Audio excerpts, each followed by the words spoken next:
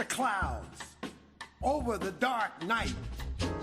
She reached up to the sky of stars and caught the red-hot light of the North Star.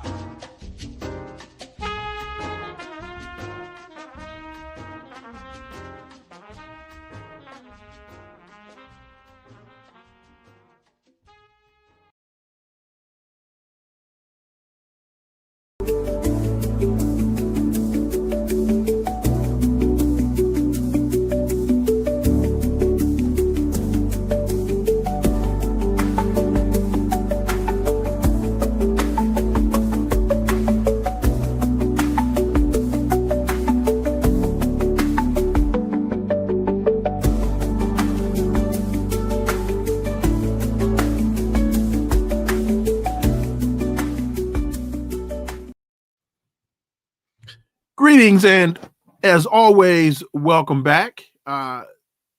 We were scheduled to have Dr. Desai with us today, but we've had some unfortunate technical difficulties, so we're looking to have her join us on Friday. So with that, unfortunately, you guys are stuck with me. The New York Times reports, quote, this is the headline, Putin won't even say Zelensky's name. So why will he sit down with him?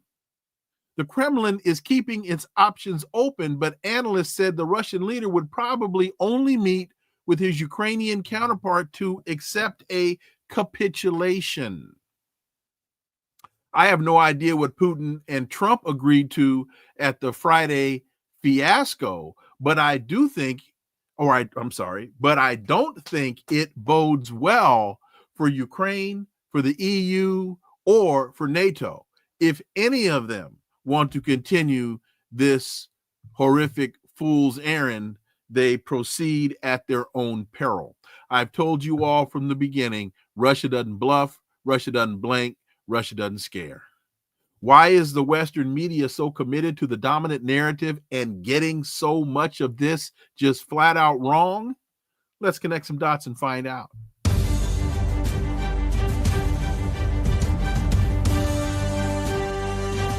Connecting the Dots with Dr. Wilmer Leon, where the analysis of politics, culture, and history converge. Welcome to the Connecting the Dots podcast with me, Dr. Wilmer Leon, and I am Wilmer Leon. With each show, my guests and I provide insight and analysis into current events and the broader historical context in which these events take place. And as you all know by now, usually I have a guest, but today, again, due to technical difficulties, we're going to just forge ahead, and I'm going to manage this one myself. Here's some things that a couple of headlines that I think are important for us to focus on. And I'm going to, this first one, not get into a whole lot of detail, but when I throw it out to you, y'all will do the research for yourselves. Al Jazeera reports, but you can find this on a lot of sources. Here's the headline. How was an alleged Israeli child sex predator allowed to leave the United States? Release of senior Israeli official facing serious child sex charges in Nevada stirs controversy and raises questions. A senior Israeli official, Tom Artyom Alexandrovich, a division head at the Israeli National Cyber Directorate, was arrested while in Nevada for attending the Black Hat 2025 conference earlier this month. I think it was the 6th or the 8th of August. And charged with luring or attempting to lure a child online to engage in sexual conduct. A felony that carries up to 10 years in jail in the case of a conviction. He was released on $10,000 bond. No monitoring appeared to take place, allowing him to flee the country and return to Israel. Republican Congresswoman Marjorie Taylor Greene raised the case this past Tuesday, drawing a contrast between freeing Alexandrovich and blocking Palestinian children from Gaza from entering the U.S. for medical care. Quote, two recent decisions made by the State Department both involve children, end quote, she wrote. We quote, we need to be the America that allows war-torn children to come here for life-saving surgeries, and the America that never releases a foreign child sex predator that our great Leo's law enforcement officers caught, end quote. Marjorie Taylor Greene speculated that Alexandrovich had been shielded by the government at a time when the Trump administration had been struggling to contain criticism over unfulfilled promises to release all files related to the prosecution of the late disgraced financier and convicted child sex offender and trafficker Jeffrey Epstein. The statement came after Greene, who has recently broken with the White House over Israel's military campaign in Gaza, questioned Alexandrovich's case,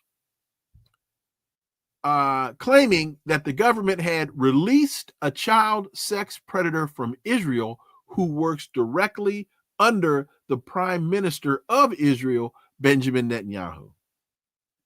And Alexandrovich was also, while here and at this Black Hat 2025 conference, scheduled to meet with high intel officials in both, I believe, the NSA and the CIA. So you can look that one up yourselves. And also, one of the questions I think is important to ask is, why wasn't more of this covered in the mainstream? Israeli military is now scheduled to call up 60,000 reservists as it prepares for Gaza City ethnic cleansing campaign.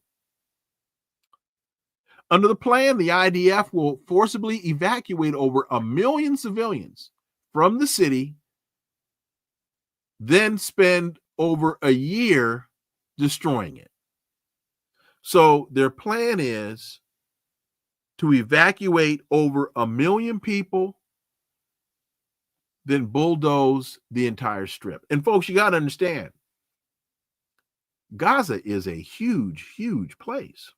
About 60,000 Israeli reservists will receive call-up orders that the Israeli military will issue tomorrow as it prepares for a major offensive on Gaza City. This is according to the Times of Israel.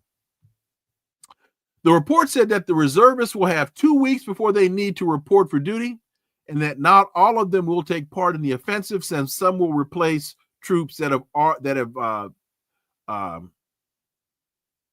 been deployed in other areas of Gaza. This is just a bad idea, compounding a bad idea, compounding a horrific idea, compounding an even worse idea. And as I mentioned to you before, relative to these stories, a lot of times what is the real lead of the story is not articulated in the story. What do I mean? Israel can't do this without the help of the United States. Israel cannot do this without it being greenlit by Donald Trump.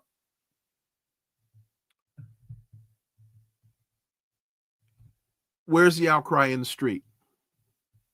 We will see.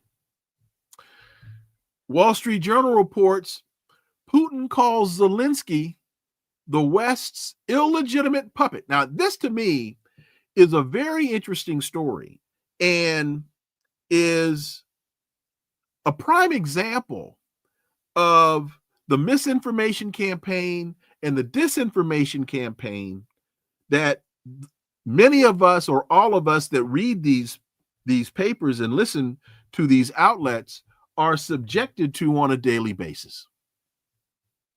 And I'm only going to read 2 short paragraphs. I'm not going to go into details because I think the analysis just sucks.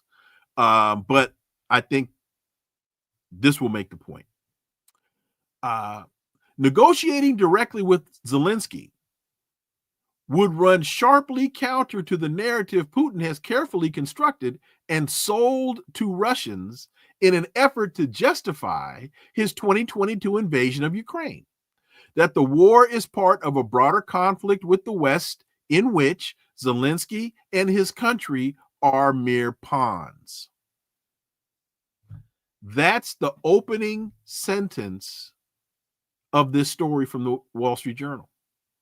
Negotiating directly with Zelensky would run sharply counter to the narrative Putin has carefully constructed and sold. So the inference there is that Putin's narrative is a lie.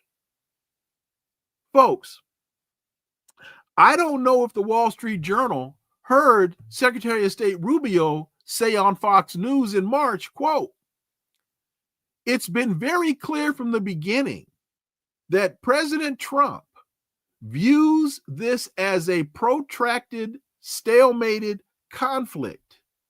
And frankly, it's a proxy war between nuclear powers.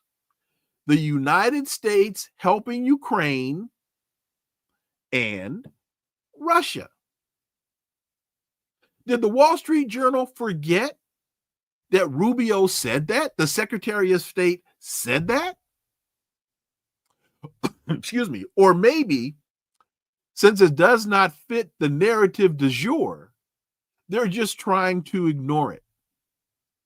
Oh, one more idea. Maybe Rubio is using Russian talking points to express the sentiments of the White House. If Rubio says that this is a proxy war, who's the proxy? Based upon Rubio's explanation, it's Ukraine. So if Rubio says the Ukraine is the US's proxy, then how can Putin's carefully constructed narrative be wrong? Then they continue. Trump's call for a meeting puts Putin in a bind. Puts Putin in a bind. If he declines, he risks angering the US president, who has already threatened him with more sanctions. But sitting down with Zelensky could damage him politically with the Russian elite and the public. First of all, if Vladimir Putin is the dictator, if Vladimir Putin is the strong man, if Vladimir Putin is the authoritarian, then why would he care about being damaged politically? He's an authoritarian. He's a strong man. He's a dictator. If those descriptions of him are true, why would he then be concerned about the political implications or political blowback from his sitting down with Zelensky? They said if he declines the meeting, he risks angering Donald Trump. Do you really think Vladimir Putin gives a damn about angering Donald Trump? I mentioned, well, you know what, before I get to that, I'll do it this way, since I brought the point up. Because have you noticed, and I talked about this yesterday, and I think I talked about this on Monday. Have you noticed Putin's response every time Donald Trump threatens Putin. What does Putin do? He sends more missiles into Ukraine. Don't you think it does that look like the work of somebody who's a scared of Donald Trump? Trump said on July 14th he would implement, quote, severe tariffs, end quote, on Russia unless a peace deal was agreed to, and he was giving him 50 days to get there. He was giving him till early next month. Then on July 28th, he said, you know what? I'm tired of this. I'm not going to give him 50 days. I'm only going to give him 10 to 12 to reach a peace deal. What did Putin do? He fired a barrage of more than 300 drones, 4 cruise missiles, and 3 ballistic missiles into Kyiv. That doesn't sound like a guy that's concerned about angering Donald Trump. So then last Friday, Putin and Trump meet in Alaska. Trump told us the meeting would result in a ceasefire. Then the ceasefire meeting became a listening session. And what happened on the 8th of July, going into the meeting? Russia sent missiles and drones into Ukraine. More missiles and drones into Kiev.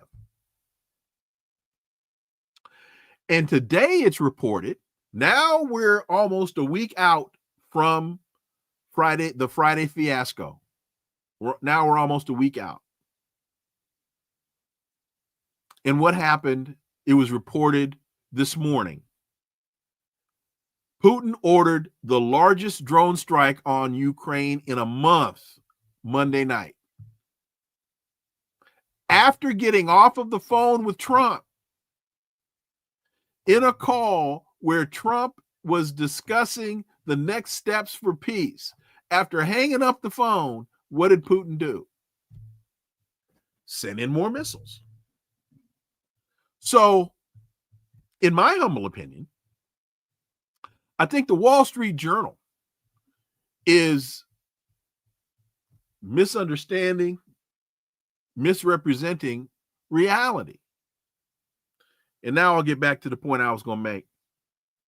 Y'all remember a few weeks ago, I had Colonel Lawrence Wilkerson on, and I asked him about Putin not following the traditional peer-to-peer dialogue protocol. You know, a foreign minister doesn't just go and meet with a president. And you know, Witkoff, remember Witkoff, and he's not even a foreign minister. Witkoff is an advisor. Witkoff goes in, not Marco Rubio, the Secretary of State, but Witkoff goes in and Putin agrees to sit down and meet with him. And Colonel Wilkerson said, Putin is about solving problems and will talk with whoever he has to talk with if he believes the conversation will move the ball forward. Finally, at this stage of the game, after being lied to by the West with Minsk I and Minsk II, and it was reported in May of 2022, if you all remember, Russian and Ukrainian negotiators appeared to have tentatively agreed on the outlines of a negotiated interim settlement, but following the arrival of British Prime Minister Boris Johnson in Kyiv, a possible meeting between Zelensky and Putin has become less likely. Remember that? From 2022? The negotiators On the Russian side, the negotiators on the Ukrainian side met in Istanbul. Remember that? They met in Istanbul, and they had agreed to a framework, not of a ceasefire, of a peace deal. And Boris Johnson rolls in, and many say, to the surprise of many, Boris Johnson rolled in and said, ain't gonna happen, boys and girls. The West will not tolerate this. And the whole thing was scrubbed. So, again, you've got to be very, very careful, very discerning in what you read and in what your sources are, because they're just basically telling you anything. Quick pause for the cause. Get a little water here, and we'll forge ahead. All right. So where are we time-wise? All right. So let's proceed. So I started off with Trump has pinned his recent flurry of diplomacy. I think this is the Washington Post, on the idea that Putin and Zelensky will have to come face to face in order to end the war. Can this happen? Will this happen? Well, I've been talking about the Friday fiasco quite a bit. I believe this is incredibly, incredibly important. And you all have heard me say in the past, there are times, there are moments, there are epochs in history that change the course of history. And a lot of times, it's only upon reflection that you realize that a particular moment was a significant moment. I think rarely do you realize when you are in fact in that moment, rarely do you realize that was or is in fact a moment. I believe right now we are in one of those moments. I believe your children will be reading about this in their history books. And that's incredibly, to me, incredibly salient and relevant. So the Washington Post reports Putin won't even say Zelensky's name. So will he sit down with him? Personally, I think the answer is yes, but I think the premise of the question is flawed. Putin is about results, not dog and pony shows, especially when there's no pony. So the Washington Post writes, Trump has pinned his recent flurry of diplomacy on the idea that Putin and Zelensky will have to come face to face in order to end Russia's war. Well, first of all, I think describing this as Russia's war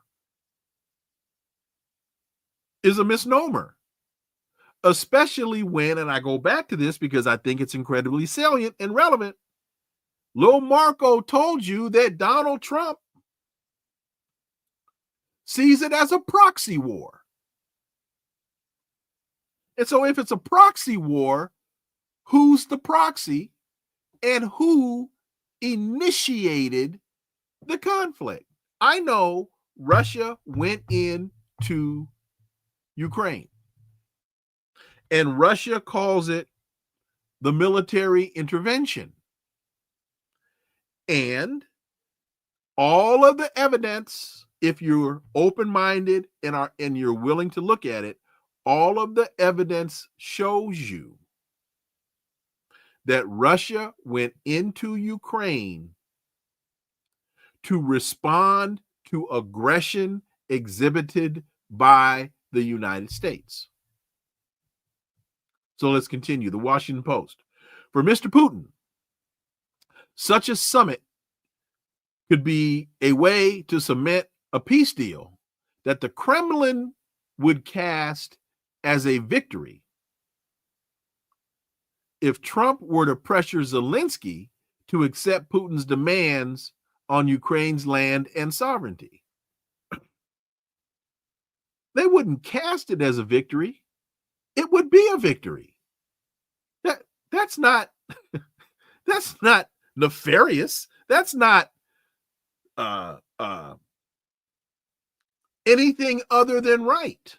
It would be victory. But it could also carry political risks, since the Kremlin has long signaled that negotiating directly with Zelensky would be beneath the Russian leader. Well, why is that?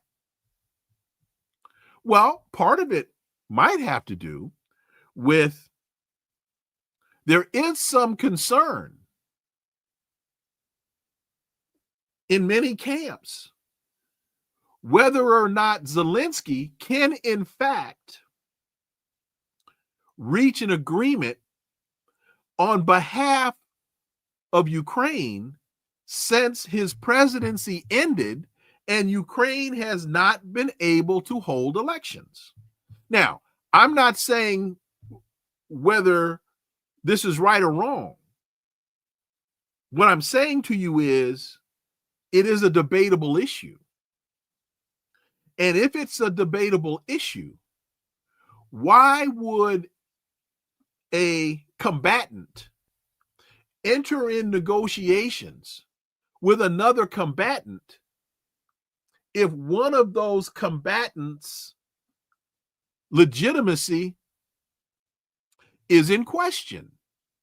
Because according to the Ukrainian constitution, if the president's term ends and there is no election or are no elections, the power of that individual reverts back to the Rada, which is the Ukrainian parliament.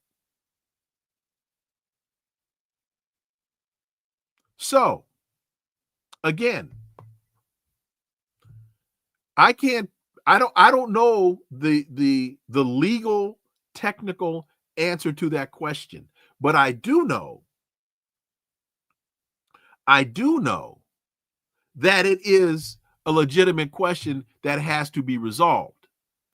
So the Washington Post presenting this as though it's some kind of mystery, just put the facts on the table. You don't need supposition. You don't need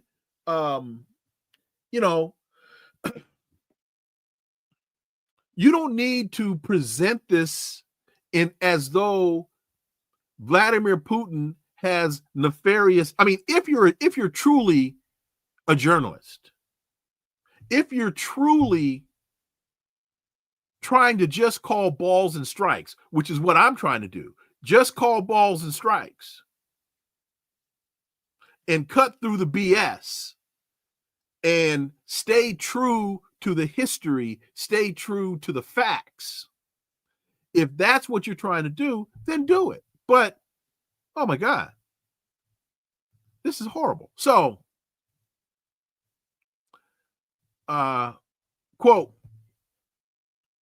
it would be a compromise, end quote. Konstantin Zatulin, a senior Russian lawmaker, said in a phone interview, casting a potential Putin-Zelensky meeting as a Kremlin concession in itself, which it would be. Russia would withdraw its concerns about a meeting with Zelensky in order to support Trump's peacemaking efforts, Zatulin said. Some Russian officials believe Putin should not meet with Zelensky in any scenario, given that, quote, Russia has been talking everywhere about Zelensky's illegitimacy. But listening to that, again, takes me right back to Colonel Wilkerson saying Putin isn't concerned about that chatter. This is Larry Wilkerson. This isn't me. Putin isn't concerned about that chatter. He's about solving problems. So let us see where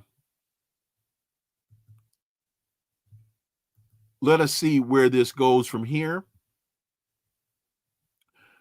But I will say again, I have no idea what they agreed to on Friday. But it ain't looking good for the EU. It's not looking good for NATO. It's not looking good for the United States. And I said this to Dr. Jack yesterday, and I'll just reiterate it to make this point, that every time Donald Trump and Vladimir Putin have a conversation, and Donald Trump, look at what Donald Trump said to Macron at the White House gathering of the EU representatives, that so-called off-mic moment when Trump told Macron, I really think Putin will work a deal for me.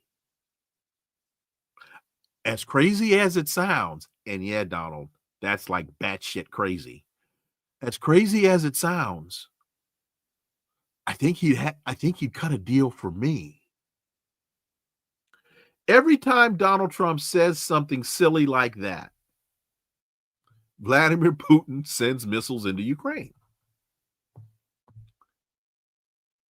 So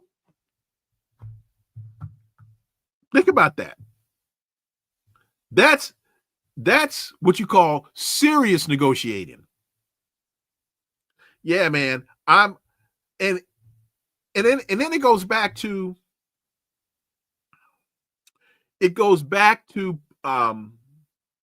Lil Marco's statement on Face the Nation on Sunday, when he said all that historical stuff, we're not listening to that. That stuff doesn't matter. That says to you all you need to know about the U.S. tactics.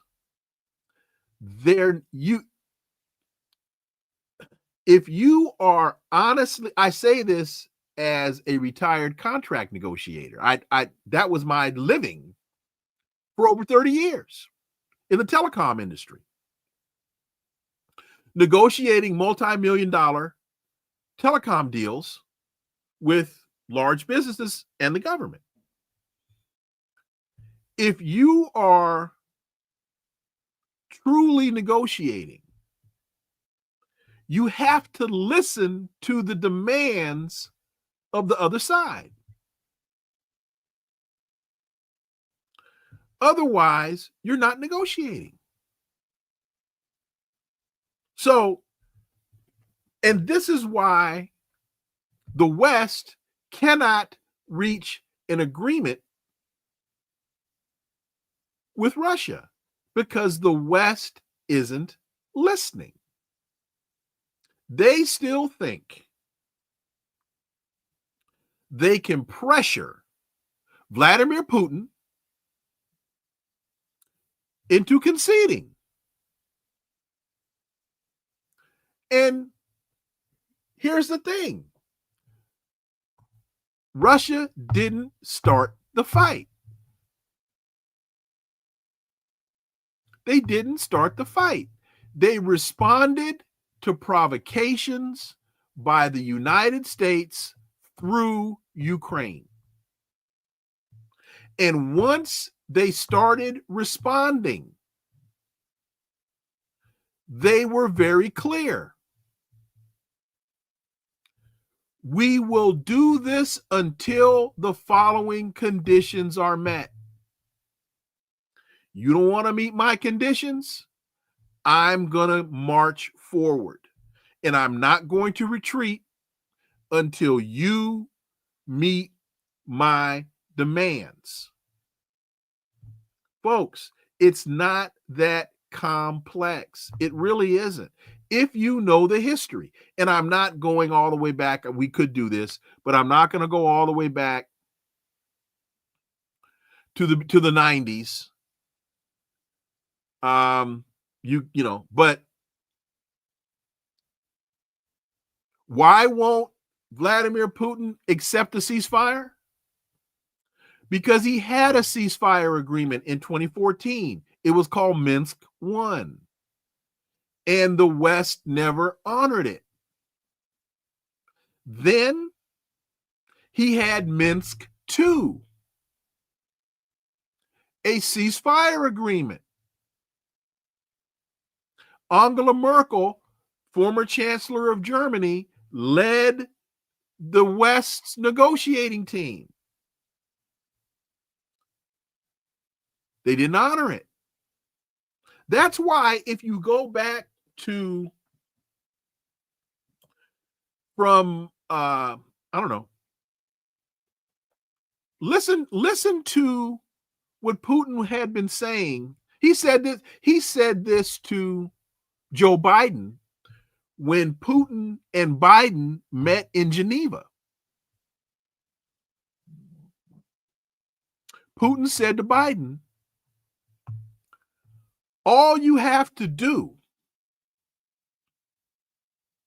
is implement Minsk. Go back and look that up. Putin says to Biden, all you've got to do is implement Minsk, and we can bring this thing to a close. See, folks conveniently forget those realities. They conveniently, because those realities don't fit the narrative. I think who you have here in this picture, I know that's Putin on the left, on my left. That's former German Chancellor Angela Merkel next to Putin's left. I think that's Francois Hollande with the glasses on. And then next to him is Poroshenko, the former Ukrainian president, before Zelensky. So I think those, off the top of my head, this could be we could be playing a game of where in the world is Carmen Sandiego. But I think that's, well, I know that's Putin and I know that's Merkel. And then I think the other two people are Hollande, the president, the former president of France, and I think that's Poroshenko next to him. So again, all folks want to talk about, if you want to sit there and question who started the conflict, you don't understand the history.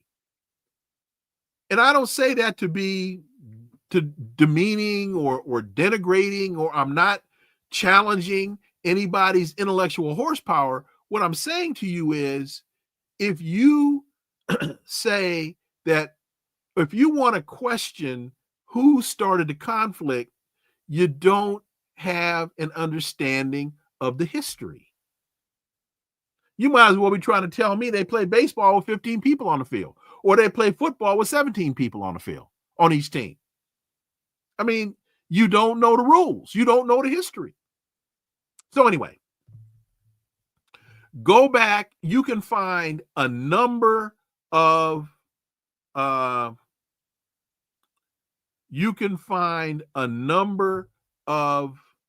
instances where Putin is telling Biden, all you got to do is implement Minsk. We've already negotiated this. We've already come to terms on this. And then what does Angela Merkel come out and admit?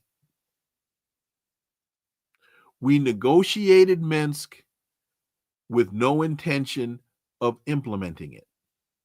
We negotiated Minsk II with no intention of implementing it. We were lying. All we were trying to do was buy time to reform, retrain, reconstitute the Ukrainian military so that the Ukrainian military would be able to fight Russia. That's what she said. It's in an article, it's in an interview in, I think it's Z-I-E-T magazine. And what did Francois Hollande come out and say? After Merkel came out and said it, what did Francois Hollande come out and say? He was absolutely right. So, folks, don't get mad at me because I read. Don't get mad at me because I do my homework. Don't get mad at me because I know what the hell is going on. I mean,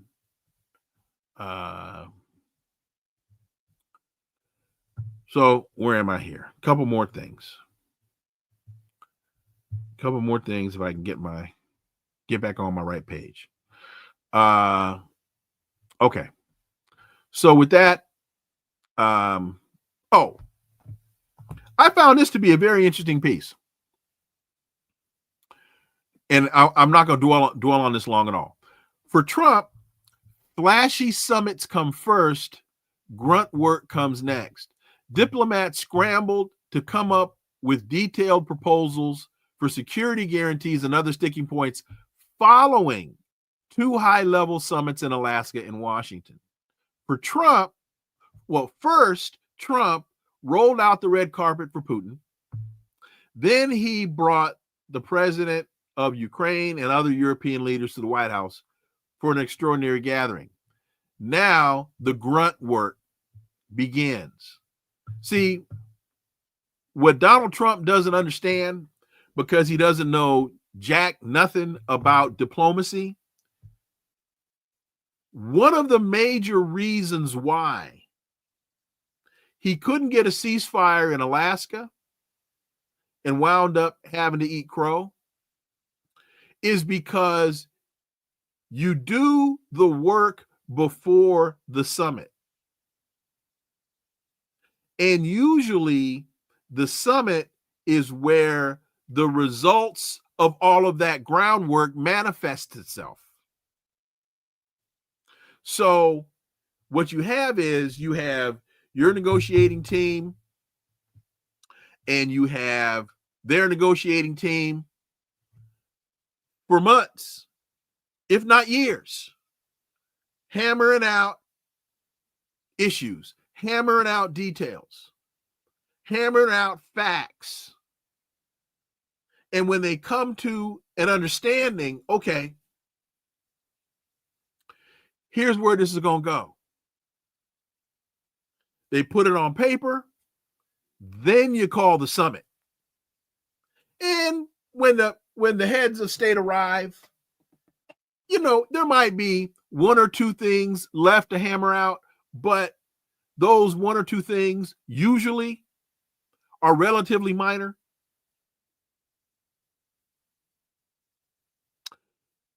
And then the major players, Putin and Trump, can sign on the dotted line. Trump's got all this backwards because Donald Trump thinks he's the deal maker. Donald Trump thinks that he doesn't need the professionals. He doesn't need the diplomats. He doesn't need the people who are trained in the art of diplomacy to spend all that time on the front end. Because Putin will do a deal for me. I know it sounds crazy, but trust me, he'll do a deal for me. As more missiles are launched into Kiev. Donald don't get it. And apparently, none of the sycophants that he has surrounded himself with, they don't get it either. They believe he'll sign a deal for me. He'll cut a deal for me.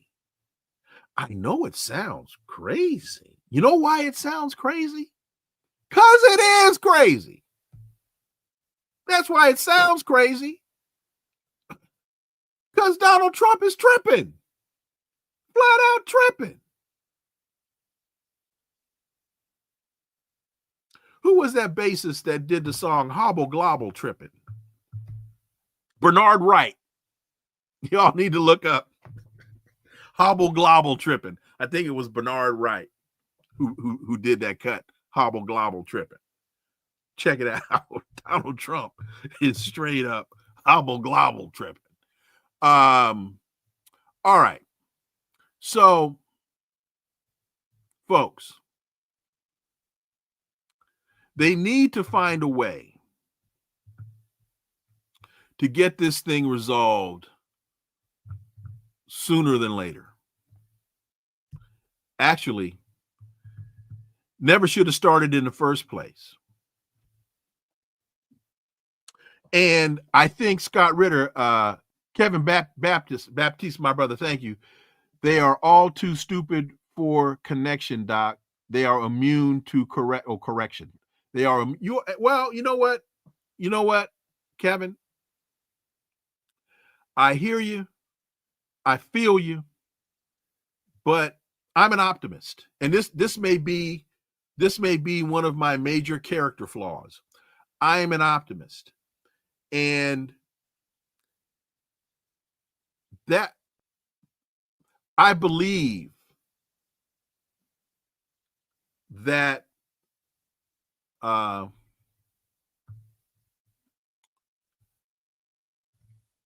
reason will prevail. When Dr. King said the moral arc of history is long, but it bends towards justice, I believe him, which is why I do what I do. And I say this, my brother, in all honesty, if I didn't believe it, right now, I'd be playing golf. Not at Baywood Greens, but I would be playing golf. So I hear you, I feel you, and but I'm an optimist. And I believe we've got to do this work to get where we need to be. Somebody asked me here, YouTube will not let you post a comment. Well, you just posted a comment. I don't know who you are, but you did just post a comment. That one doesn't even deserve a comment. Anyway, we've seen this movie before. What was the Cuban Missile Crisis about? U.S. set up missiles in Turkey on the Soviet border, and they answered sending missiles to Cuba. You are correct. You are absolutely correct, priest of Hiroshima. You are correct. We have seen this movie before. The United States sent missiles into Turkey or into Turkey. And that's a part of the history of the Cuban Missile Crisis that most folks don't know. Folks just think Russia, I'm forgetting who the president was at the time, the guy that, Khrushchev, that Khrushchev and Castro just one Friday morning woke up and said, you know what? Khrushchev called Castro and said, hey, Fidel, I'm sending you some missiles, man. Point them towards the U.S. if you ain't got nothing else better to do. No. The United States sent missiles to Turkey on Russia's border, pointing towards Russia.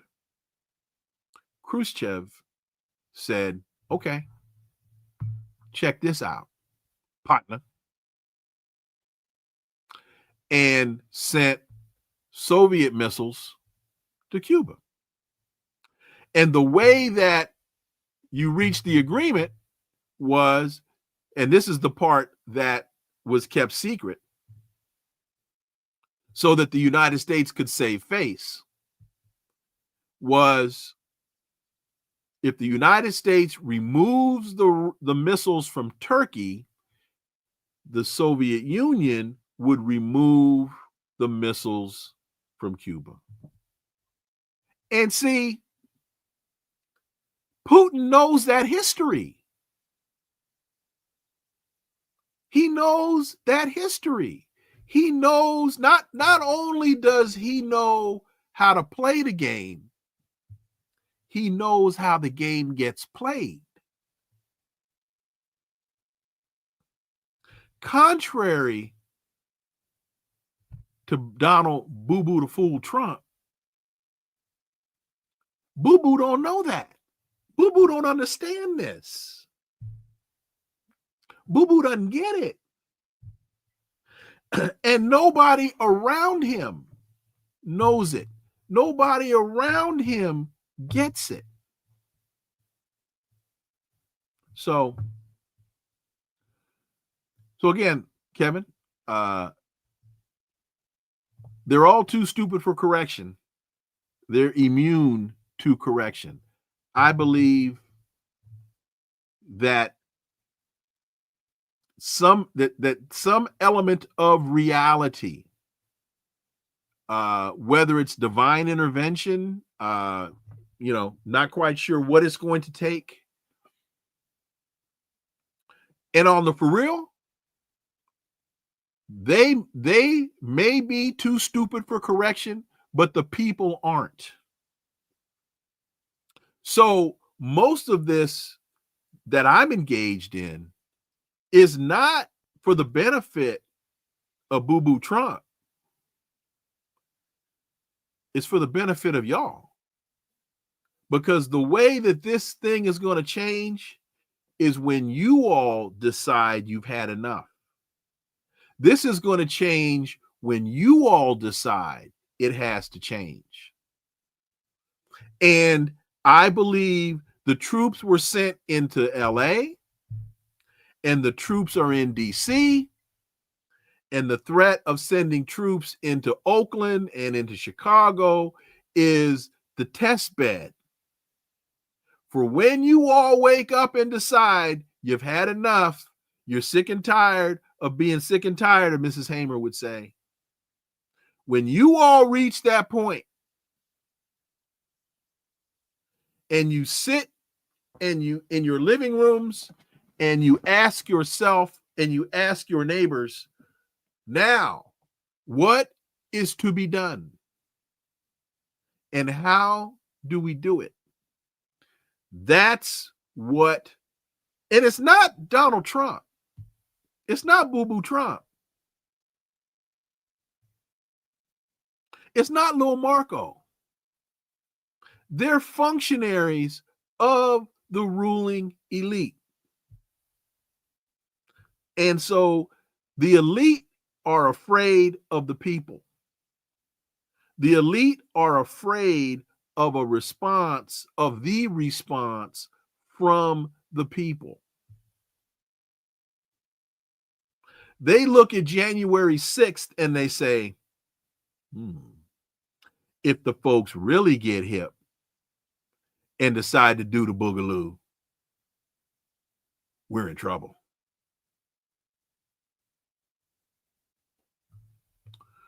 So with that, let me see what else I got here quickly.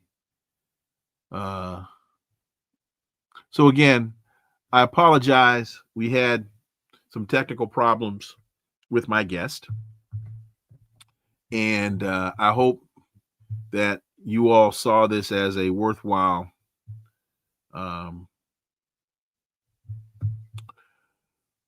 alternative. And with that, oh, wow. I'm going to bid you all adieu. And see you tomorrow. Oh, and guess what? Dr. Richard Wolf is my guest tomorrow, is our guest tomorrow. So we're going to pick this up on the other side. And check out Bernard Wright, Hobble Globble Tripping. Great cut. And so with that, thank you all for listening. I greatly appreciate it. Richard Wolf will join us tomorrow. Follow, subscribe, leave a review, share the show. Follow us on social media. All the links are below in the show description. Remember that this is where the analysis of politics, culture, and history converge. Talk without analysis is just chatter. And we don't chatter here on Connecting the Dots. See y'all tomorrow. Until then, I am Dr. Wilmer Leon. Have a blessed remainder of your day. Peace. I'm out.